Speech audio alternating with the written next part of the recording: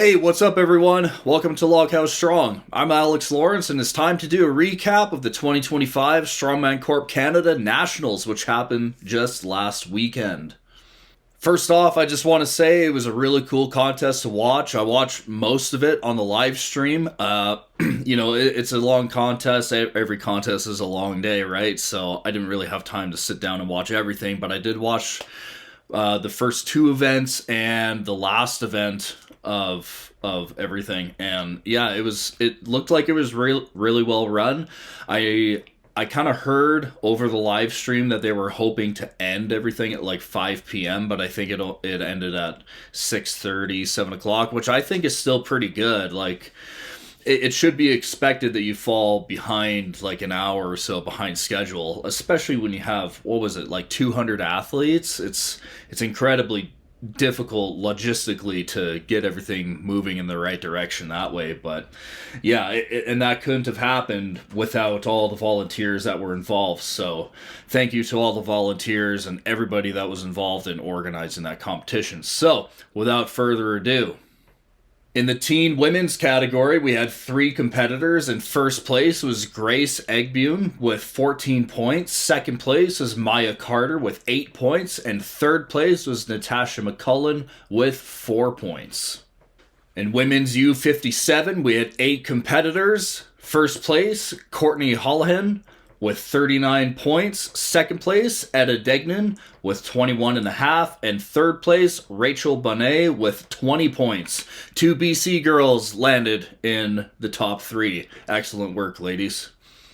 In women's U64, we had 9 competitors. First place, BC's Chelsea Loire with 43 points. Second place, Brianne Tessier with 41 points. And third place, Shay O'Brien with 33 points. Bit of a runaway between with first and second, taken off from the rest of the crowd, and just a good battle between the two. That was cool to watch. In the women's U73 class, it was a tiebreaker between first and second place, and Ferris Sanbo came out on top with 38 points and, I don't know, a gazillion reps with a 225-pound sandbag. Last woman standing. That was really, really cool. Second place, Sonia Romanovsky with also 38 points, but just missing out on that sandbag over bar. And third place, Tiana Ewing with 27 points. However, she also tied for third place with Barandina Brugam. Sorry, that's my first time reading that name. But when it came to third and fourth place, that was settled with however event 5 went. They didn't bother with tiebreakers with, anything less than a potential podium position. In the women's U82 class, in first place, we had Michelle Tinsley with 48.5 points. Second place, Camille Graham Dubois with 44.5 points. And third place, we had Erin Penner with 43 points. In the women's masters over 40 class, first place, Jocelyn Grimmelson with 50 points. Second place, Tammy Newman, with 41.5 points. And third place, Mandy McCarthy with 28 points.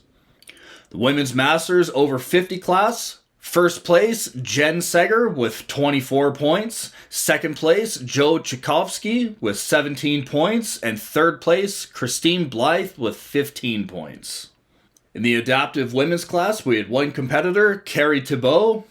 She got first place, and she also set a record in the max keg press. Let me find it here. Where is it? There we go. Carrie Thibault. Max keg press, 164.2, let's call it 165. 165 pounds from her chair. I watched the video. She really, really fought for that keg press, and yeah, she got it. So congratulations to her. Oh, and she also managed a sandbag toss 12 feet over bar. Now that's actually really crazy considering that she got no leg drive, right? So congratulations to her. Excellent work. Then to wrap up the women's classes, we have the open women. First place, Monica Podgorski with 50 points. Second place, Amanda Wozni with 47 points. And third place, Annie Carver with 39 points. Very exciting to watch Monica and Amanda go at it. Like, I seen Monica compete at BC's and she was dominating. Amanda was dominating Alberta. So yeah, I was really looking forward to seeing how these two squared up, and they were pretty evenly matched, but Monica at the end of the day just came out with that extra height and extra athleticism, and yeah, beat out Amanda. Excellent performance. Now we're moving on to the men's classes. In the men's teen division, we have Alexander Sharuka in first place with 29 points. Ryder Mason Joy in second place with 24 points. And James Wary in third place with 22 points.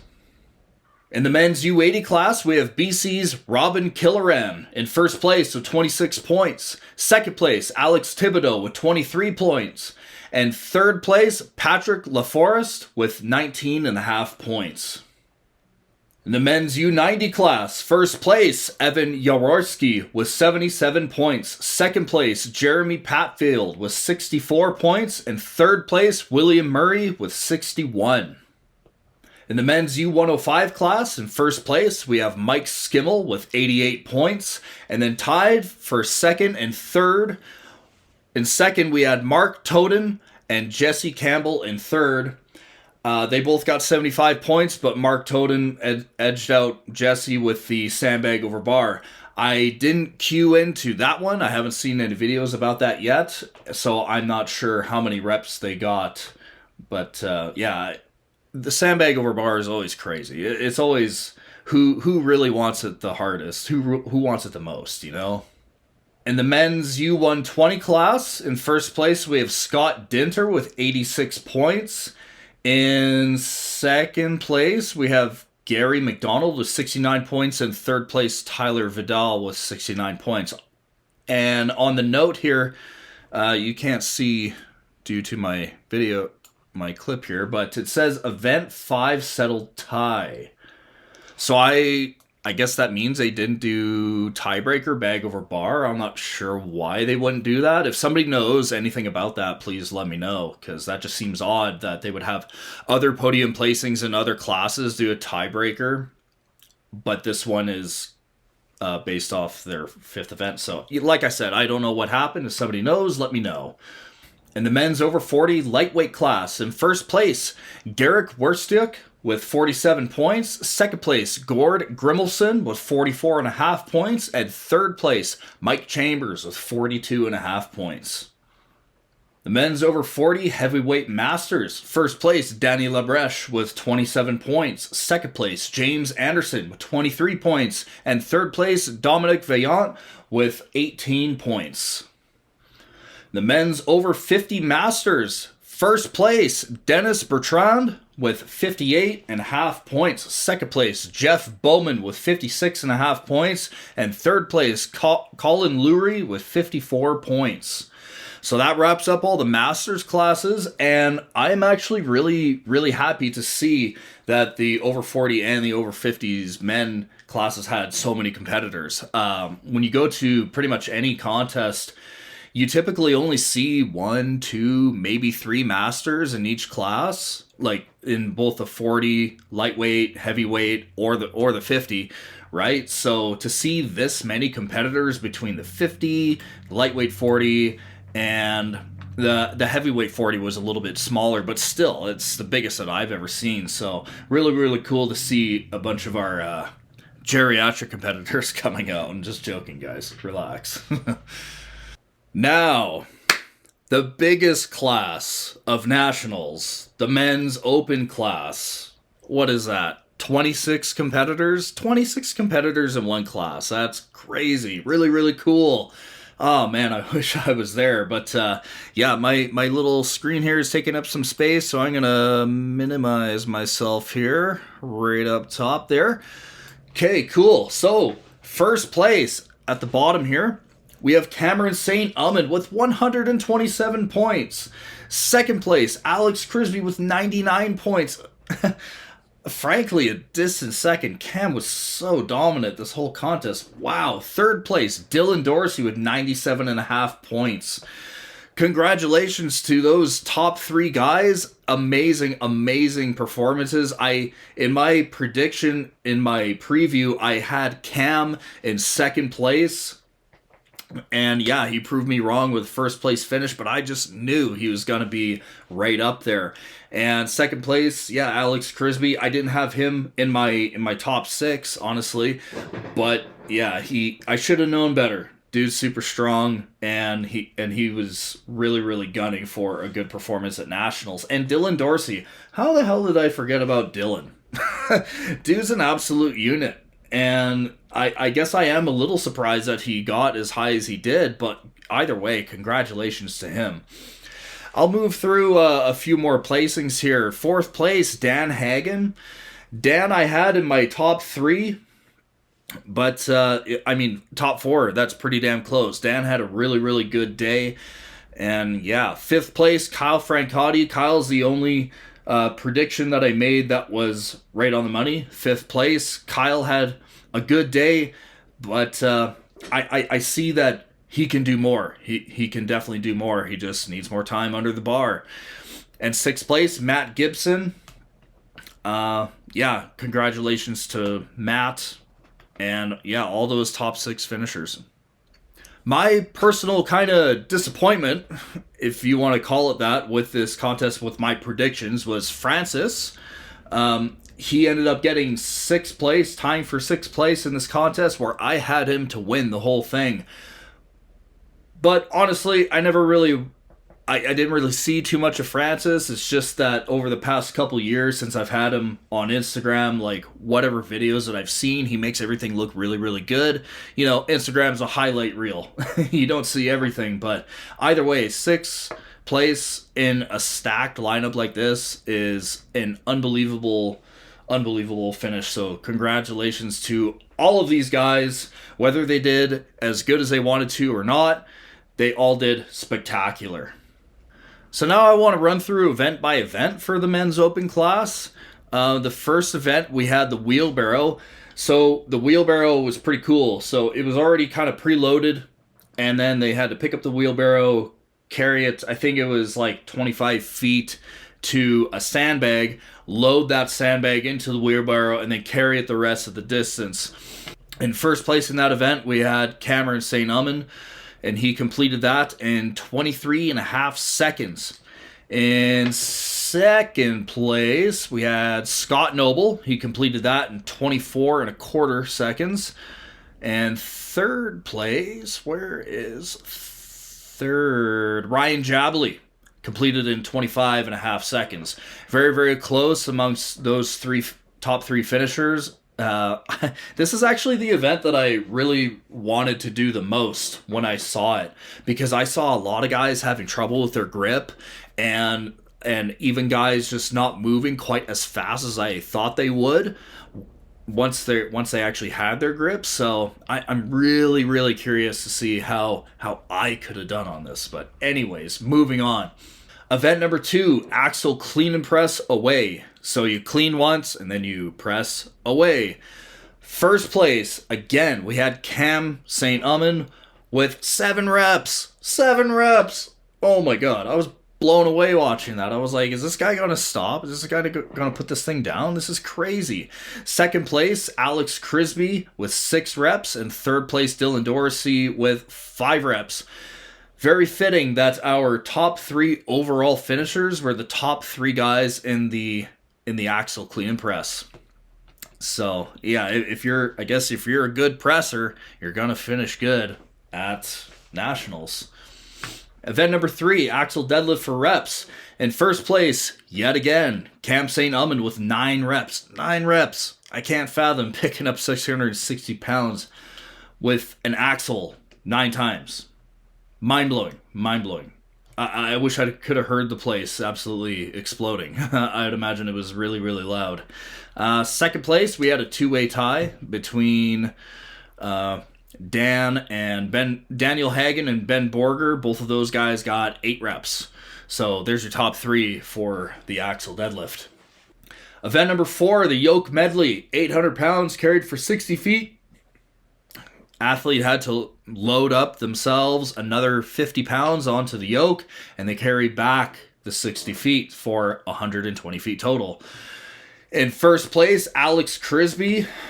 I'm not really surprised. I honestly kind of thought that Alex was going to win this event because his yoke is really, really good.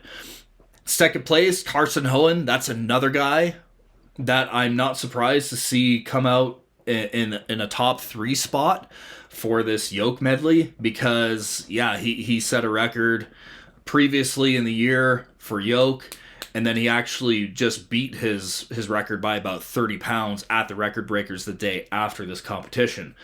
1,100 pound yoke, sidebar. Very, very cool. Congratulations to him. And then in third place, Cam St. Uman, still on the podium. Crazy. Very, very impressive. Very cool to see how that all turned out.